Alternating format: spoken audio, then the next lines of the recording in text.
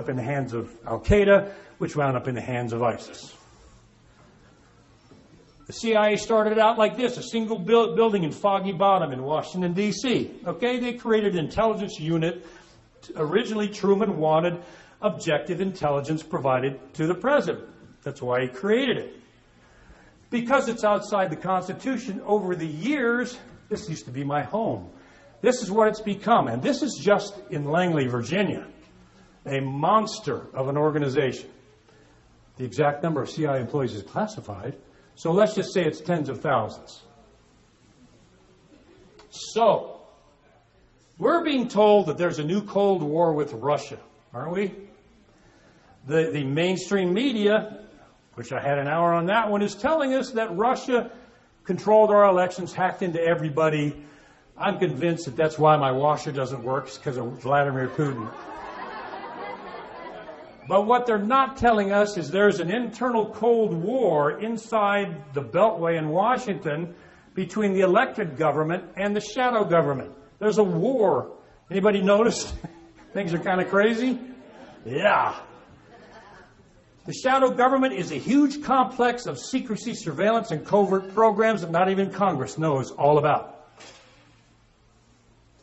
It is the size of 23 U.S. Capitol buildings.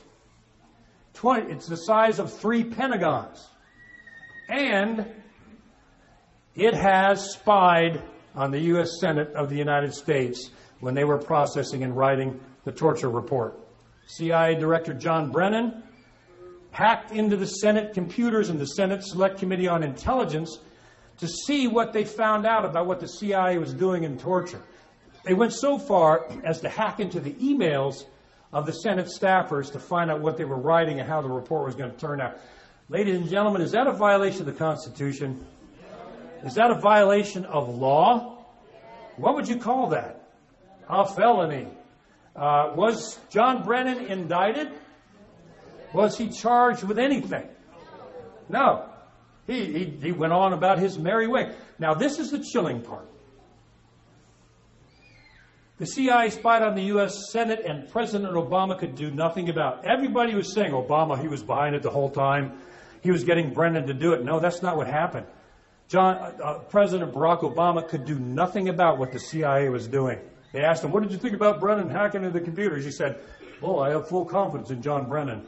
He could not stop the CIA from doing that, and he could not hold Brennan accountable for doing that. The President of the United States does not have power over the shadow government or the CIA. And nothing happened to these people because there's nothing that Barack Obama could do about it. It's not that he was behind it.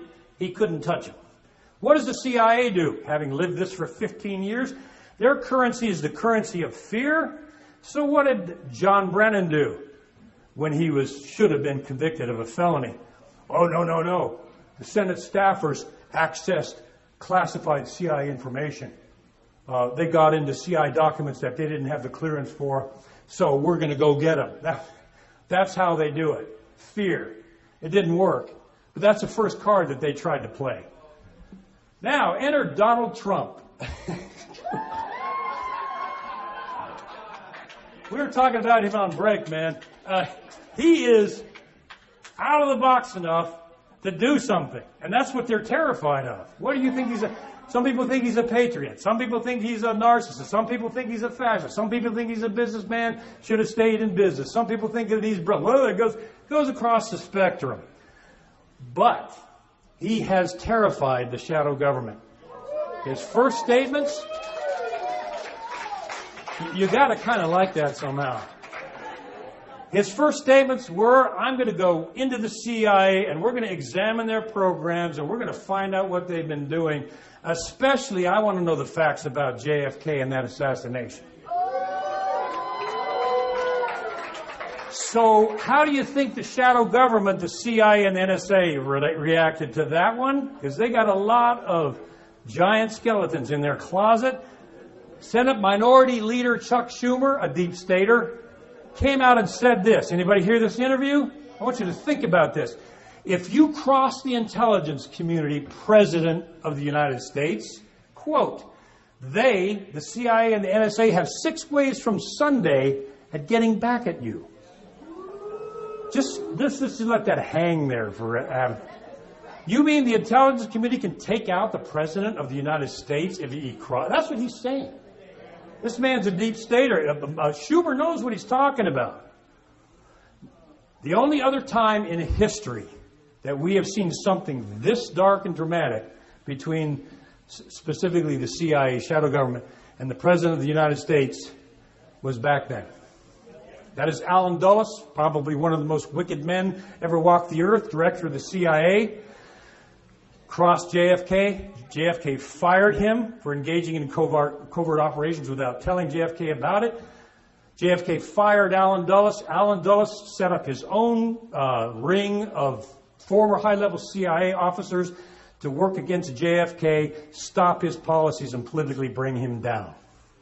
Now, we all know he was assassinated. Guess who they put in charge of the Warren Commission?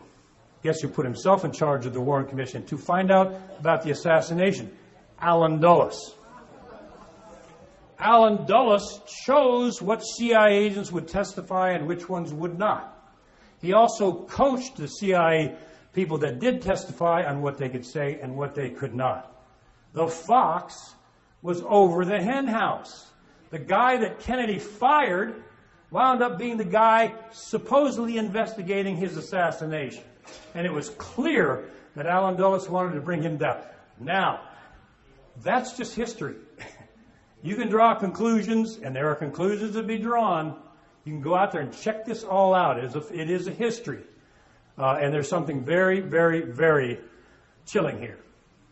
And this remains today. It hasn't changed. Shadow government hasn't changed. It's been the same since 1947.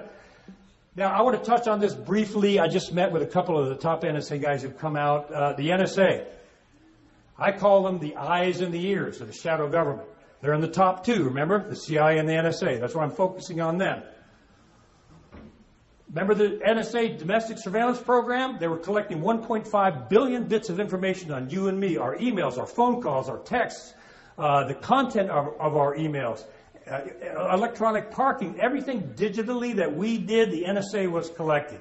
So, 2 years ago, I think it was, they reformed the NSA program because of Edward Snowden. If Edward Snowden had not happened, there would be no reform. Well, Mr. Former counterintelligence investigator Kevin Shipp, don't you think Edward Snowden was a horrible, awful traitor? No. I think he's a hero. And I was in counterintelligence. If it wasn't for him, we would not have known that the NSA was violating our Fourth Amendment right to the tune of 1.5 billion bits of information a day. And he did the right thing. If Edward Snowden had stayed around and gone through the process, there would be no Edward Snowden. I promise you that.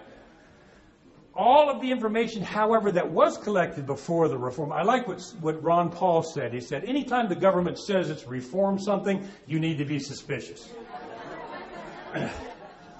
All of the information that they collected on all of us before this reform, they didn't go back and erase that. It's still there. All of the information on all of us is still there. There is so much that they call the amount. They had to come up with a new word. There is so much information they have gauged it in a term called yottabytes. It's enough bits and bytes to fill the state of Rhode Island and Delaware with bits and bytes. That's how massive this database is. It's called the Utah Data Center. As we know, they have the exclusive authority. Obama did this. This has just come out. There's more names that they unmasked of Americans. To unmask Americans and reveal their names and the intelligence they collected, they have created a new secret Supreme Court called the FISA report that will approve the surveillance of Americans inside the United States. A judge came out and blew the whistle. The FISA court approved 30,000 surveillance warrants in 1 year, and they only denied 12. Now, I want you to remember this one. Cybersecurity. They have now given the NSA cybersecurity authority to investigate